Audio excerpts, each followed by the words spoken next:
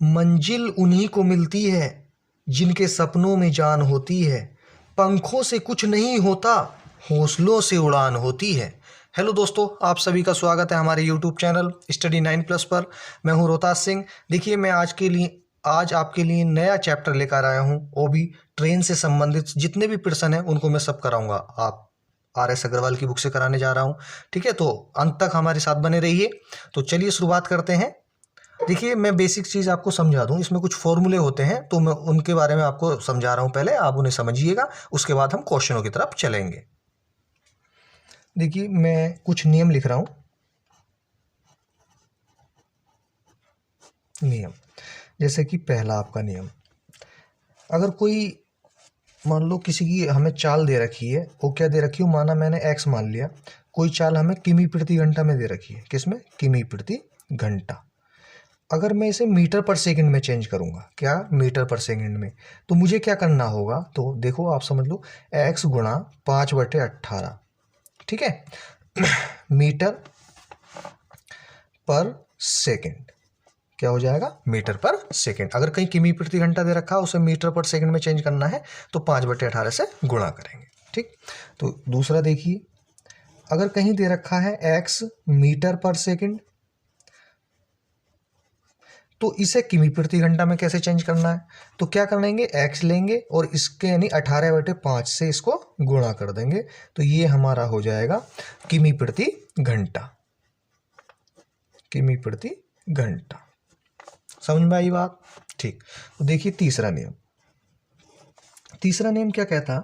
मान लो x metre लंबी कोई रेलगाड़ी है। क्या है? x मीटर वाली लंबी कोई रेलगाड़ी है। अब ये तो हमारी ट्रेन हो गई, x मीटर लंबी रेलगाड़ी। ठीक है, x मीटर लंबी रेलगाड़ी। रेलगाड़ी अब दे रखी है। अब कहता है कि साहब y मीटर लंबी स्थित जैसे कोई वस्तु, मान लो y मीटर लंबी कोई वस्तु है हमारी, लंबी वस्तु। लंबी वस्तु, वस्तु में आपका क्या हो सकता है? पुल हो सकता है, सुरंग हो सकती है, प्लेटफॉर्म हो सकता है, प्लेटफॉर्म। इसके अंतर्गत आपकी खड़ी गाड़ी भी आ सकती है, खड़ी गाड़ी। तो आदि जब ऐसी कंडीशन दी हो, हमें x मीटर लंबी कोई रेलगाड़ी, मतलब रेलगाड़ी दे रखी है और y मीटर लंबी वस्तु को पार करने में जो समय लगता है, उसमें हम क्या करते हैं, जो रेलगाड़ी की लंबाई है और पुल की लंबाई है या प्लेटफॉर्म की है या वस्तु की है, सुरंग की है, तो उन्हें हम क्या कर देते हैं, ऐड कर देते हैं। तो हमारा क्या हो जाएगा जो लगेगा उसमें समय, x + y। ठीक है, तो ये हमारा क्या हो जाएगा, समय हो जाएगा। तो ये समय नहीं, इसको हम दूरी बोलेंगे। क्या बोलेंगे? दूरी। तो दूरी कितनी हो जाएगी हमारी, x + y। ठीक है, इसी प्रकार से देखिए अगला नियम चौथा। मान लो कोई अगर हम माने कोई दो रेलगाड़ियां हैं, ठीक है, और जो एक ही दिशा में जा रही हैं। क्या है? दो रेलगाड़ियां एक ही दिशा में। तो पहली रेलगाड़ी की हम मान लेते हैं u मीटर पर सेकंड की चाल से जा रही है, फर्स्ट ट्रेन। ठीक, और दूसरी मान ली मैंने सेकंड ट्रेन, कितने, v मीटर पर सेकंड। तो ये दोनों क्या जा रही है, एक ही दिशा में। तो एक ही दिशा में जो इनकी चाल होगी, यानी कि एक ही दिशा में दो रेलगाड़ियां जब एक ही दिशा में जाती हैं तो उनकी जो चाल होती है, जब दोनों की चाल हमें दी होगी तो उनकी दिशा में, एक ही दिशा में जो चाल होगी, वो चाल हो जाएगी आपकी u - v मीटर पर सेकंड। ठीक है, क्लियर बात इतनी? ठीक, तो देखिए आगे बढ़ते हैं। अगला फॉर्मूला, जब दो रेलगाड़ियां, अब कौन है, हमें दूरी दे रखी हो, कहने का मतलब यह है दो रेलगाड़ियां, अब ये तो एक ही दिशा में थी, और जब विपरीत दिशा में होती हैं दो रेलगाड़ियों की चाल, तो फर्स्ट ट्रेन, सेकंड ट्रेन। ठीक है, फर्स्ट ट्रेन और सेकंड ट्रेन, उसमें भी हमें u मीटर पर सेकंड, ठीक है, और इसमें भी v मीटर पर सेकंड। तो जब ये कहाँ जाती हैं, अब ये एक ही दिशा में, जब ये विपरीत दिशा में जाती हैं एक दूसरे के, किसके, विपरीत दिशा में, तो विपरीत दिशा में जो इनकी चाल होगी, विपरीत दिशा में चाल, क्या हो जाएगी, ये आपस में जुड़ जाती है। विपरीत में क्या होता है, आपस में जुड़ जाती है। u प्लस v मीटर पर सेकेंड, मीटर पर सेकेंड। ठीक है, समझ में आई बात? ठीक, देखिए अगला फॉर्मूला। अब क्या हमें दो ट्रेनों मतलब जो हमें रेलगाड़ियां हैं, अब क्या उनकी हमें लंबाई भी दे रहा है। क्या दे रहा है? तो पहली रेलगाड़ी की लंबाई हमें दे रखी है a मीटर, पहली ट्रेन की। दूसरी ट्रेन की हमें दे रखी है b मीटर। ठीक है, अब इनके साथ उसने चाल और दे दी। पहली की चाल u मीटर पर सेकेंड, दूसरी की v मीटर पर सेकेंड। ठीक ठीक है,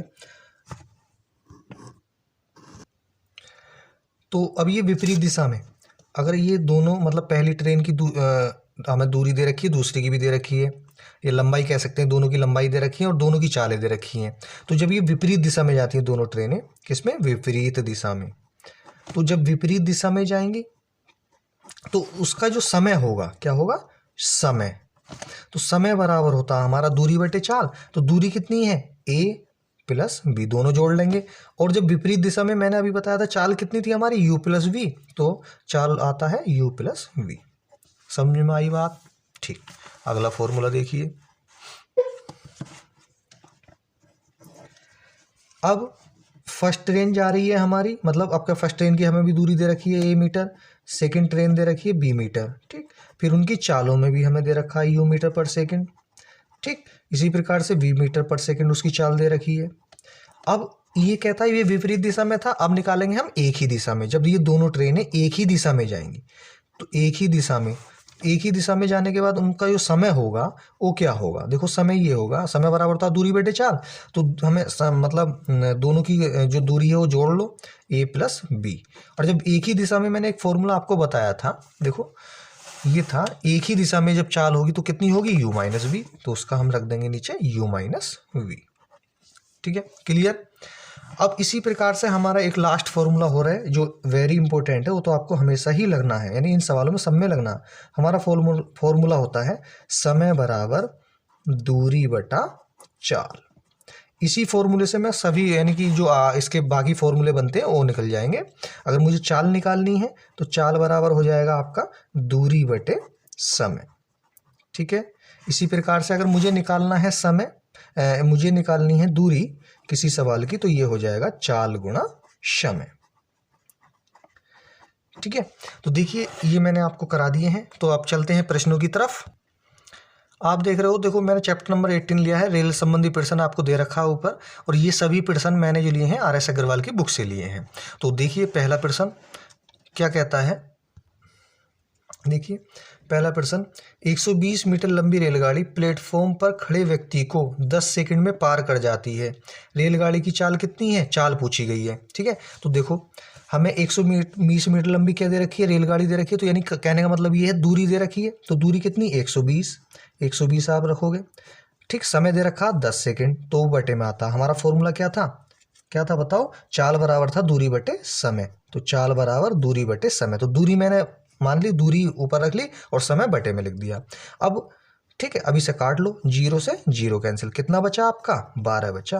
तो 12 मीटर पर, यानी चाल को हम लिखते हैं मीटर पर सेकंड में, तो मीटर पर सेकंड। तो आपको कौन सा ऑप्शन सही है, कहीं दे रखा, ऑप्शन नंबर बी आपका सही हो जाएगा।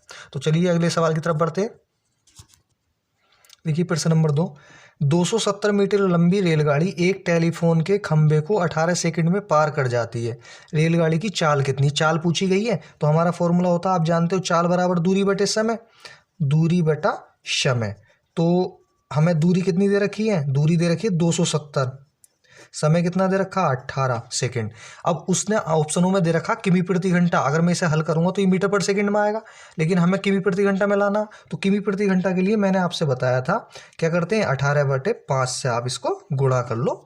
ठीक है, समझ में आई बात नहीं? ठीक, तो देखो 18 से 18 कैंसिल, 5 से काटो, 270 को 5 पंजे 25, 2 बचेगा, 20 हो गया, 5 चौक 20, तो यानी कि 54 आएगी आपका। तो 54 किमी प्रति घंटा हो गया। तो कौन सा ऑप्शन है आपका, ऑप्शन नंबर डी आपका सही हो जाएगा। यदि आपको हमारी वीडियो पसंद आई है तो हमारे चैनल को सब्सक्राइब, लाइक और शेयर जरूर करें।